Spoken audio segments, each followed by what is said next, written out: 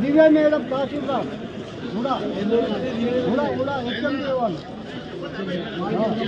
వాళ్ళు సంబంధం పక్కకు ల్యాండ్ ఉంది 250 ఎకరాలు రేపు దొంగ ల్యాండ్ ఉందయా మాది కూడా అదే ఎక్కడ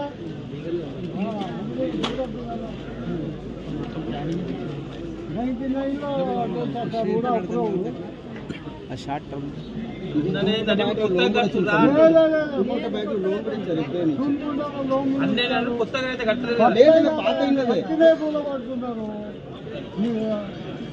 వచ్చి ఎంక్వైరీ చేసుకోమన్నాం మేము 772 మంది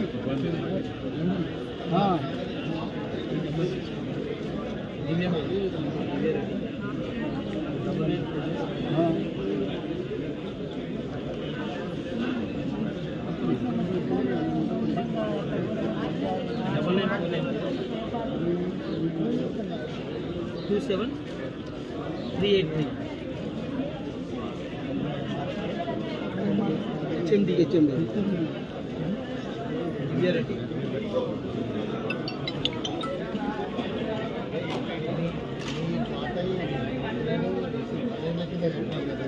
మొత్తం అప్పుడు 99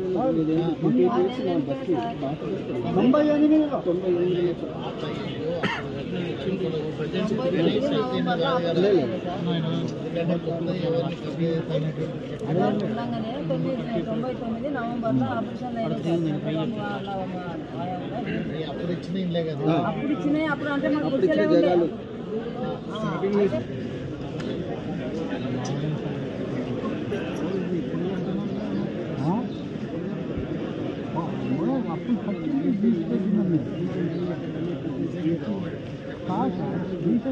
పక్కినే కూలకొచ్చింది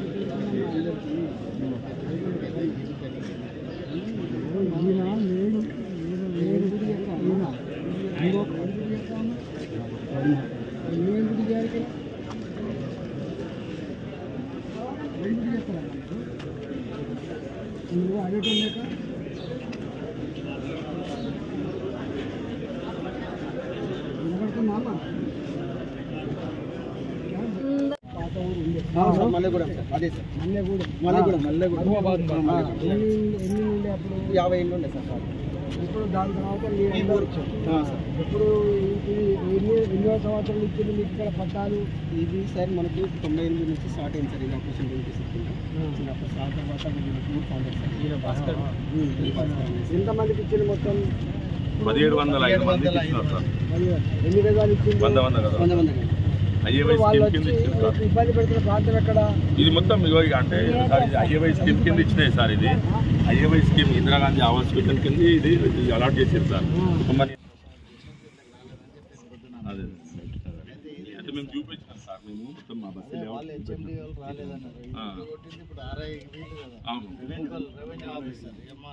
వీళ్ళని మేము అడ్డుకున్నందుకు ఆర్ఐని పంపించారు సార్.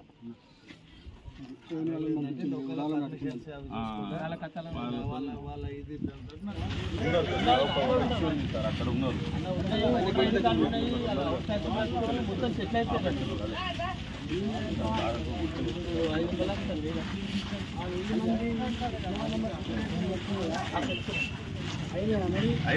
మొత్తము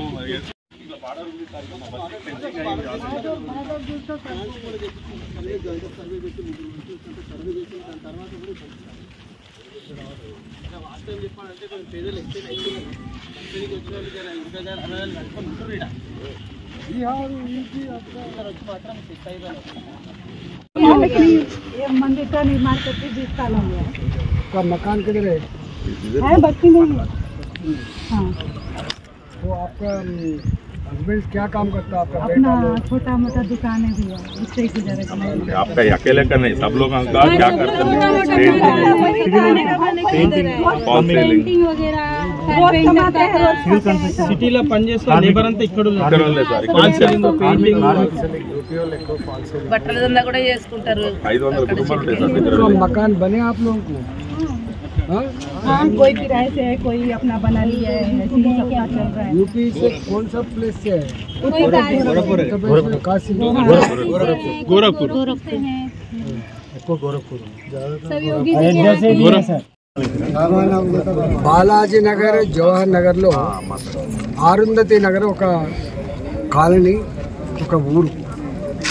1998లో 1998లో కుటుంబ నియంత్రణ చేసుకున్న వాళ్ళకు, దళిత కుటుంబాలకు ఇక్కడ 60 గజాల చొప్పున 80 గజాల చొప్పున పట్టాలు ఇవ్వడమే కాకుండా ఇందిరా ఆవాస్ యోజన కింద ఇక్కడ ఇల్లు కూడా వాళ్ళు కట్టుకోవడం నివసిస్తున్నారు.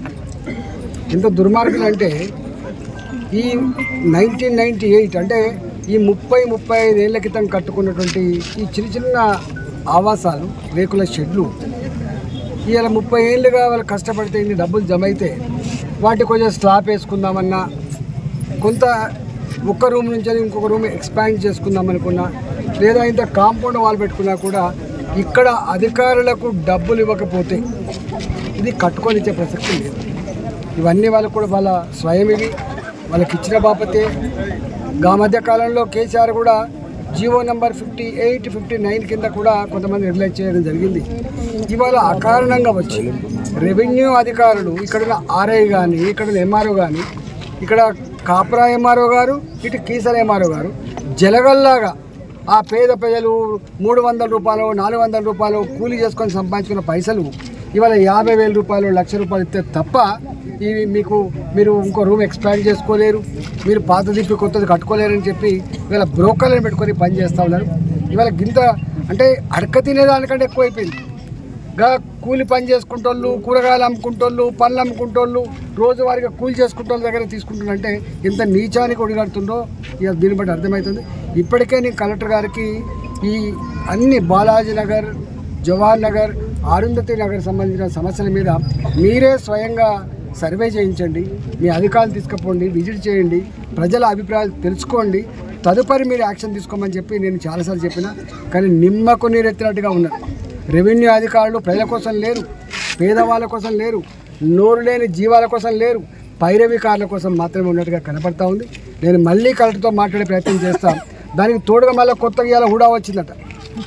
హుడా వచ్చి మాది 250 ఎకరాల భూమి ఉంది కానీ వాళ్ళు ఫెన్సింగ్ వేసుకుంటూ పోతారు. అంటే ఇండ్లు కట్టుకొని ఇవాళ కరెంటు మీటర్లు ఉన్న వాటిని కూడా కూలగొట్టే ప్రయత్నం చేస్తున్నారు. అందరి మీద, ఈ రెవెన్యూ అధికారుల మీద తప్పకుండా రెవెన్యూ మంత్రికి ఇవాళ కంప్లైంట్ చేసే ప్రయత్నం చేస్తా. దీని మీద కనుక యాక్షన్ తీసుకోకపోతే బహిరంగంగా ప్రజలతో పాటుగా ప్రభుత్వం సంగతి ఏందో తెచ్చుకోవడానికి ఇలా ఆరుంధతి నగరు, బాలాజీ నగరే ఇవాళ ఒక కేంద్ర బిందుగా ఉంటుందని చెప్పి ప్రభుత్వాన్ని హెచ్చరిస్తాం.